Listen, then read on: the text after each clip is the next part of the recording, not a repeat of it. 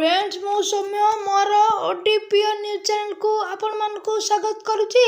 आज जानिबा मैट्रिक युक्त 2 परीक्षार किपरि परीक्षा हेबा एवं कौन कौन नियम रही।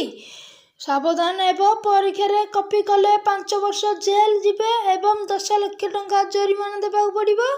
मैट्रिक युक्त 2 परीक्षा पाई कड़ा सुरक्षा व्यवस्था होईची। कॉपी रोकिया को व्यवहार हेबो एआई एवं क्यूआर कोड। एआई कैमेरा नजर रे रहिबो परीक्षा केंद्र। प्रश्नपत्र रे रहिबो क्यूआर कोड। आसंता फेब्रुआरी 18 रु युक्त 2 एवं फेब्रुआरी 19 रु मैट्रिक परीक्षा आरंभ हेबाक जाउची। परीक्षा रे स्वच्छता आनिबा प्रमुख पदक्षेप। नंबर 1 पदक्षेप प्रथम क्यूआर कोड और वाटरमार्क। प्रति प्रश्नपत्र रे प्रतिटी क्यूआर कोड एवं यूनिक सीरियल नंबर रहिबो। जदि कहीं प्रश्नपत्र फोटो उठाई भाइराल करे तेबे से क्यों सेंटर एवं क्यों परीक्षार्थी ताहा मात्र किछि मिनिट मध्य जना पड़ी जिवो। द्वितीय एआई कैमेरा नजर रे रहिबो परीक्षा सेंटर गुड़िक आर्टिफिशियल इंटेलिजेंस युक्त सीसीटीवी लागिबो। यह परीक्षा हॉल रे कोनोसी अस्वाभाविक गतिविधि को तुरंत चिन्ह करि परिबो। तृतीय लाइव वेबसाइट व्यवस्था होईची। राज्यर 3062 मैट्रिक परीक्षा केन्द्र सीधासलख लाइव सीसीटीवी मॉनिटरिंग करा कंट्रोल रूम सह जोड़ा जिवो। 4 नंबर प्रश्नपत्र पाई डिजिटल लॉक सिस्टम होईची। प्रश्नपत्र पैकेट रे मल्टीलेयर पासवर्ड एवं डिजिटल लॉक रहिबो। निर्धारित समय पूर्वरु एहाको केही खोली परिबे नहीं।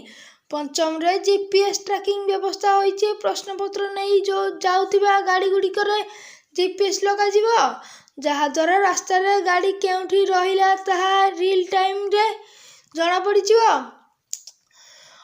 6 नंबर नोडल सेंटर को स्कूल प्रश्नपत्र नेबा एवं उत्तर खाता आनिबा समय रे पुलिस सुरक्षा बाध्यतामूलक करा जिवो।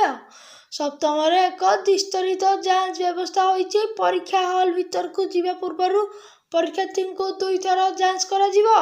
छात्री महिला कर्मचारी जांच करिवे। 8 रे बन्या होईची मोबाइल। 8 रे ब्यान होईची मोबाइल।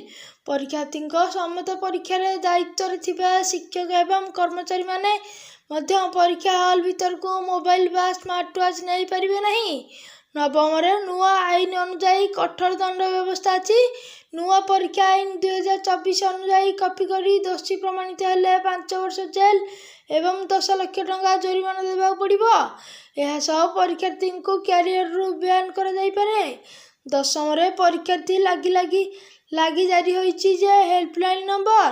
परीक्षार्थी मानसिक चाप दूर करिबा एवं कोनोसी अभियोग पई स्वतंत्र हेल्पलाइन नंबर जारी होईची।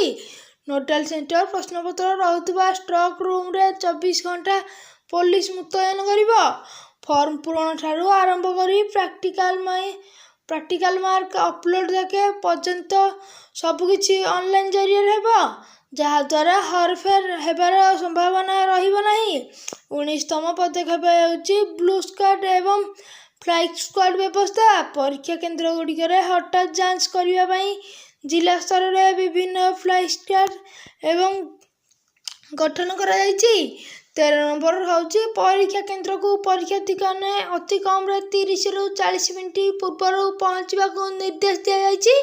परीक्षा शेष हेबा मात्रे उत्तर खाता गुड़िक सुरक्षित भाव में संग्रह करा जाई मार्च प्रथम सप्ताह रे मूल्यांकन प्रक्रिया आरंभ करिया को लक्ष्य रखा जायछि।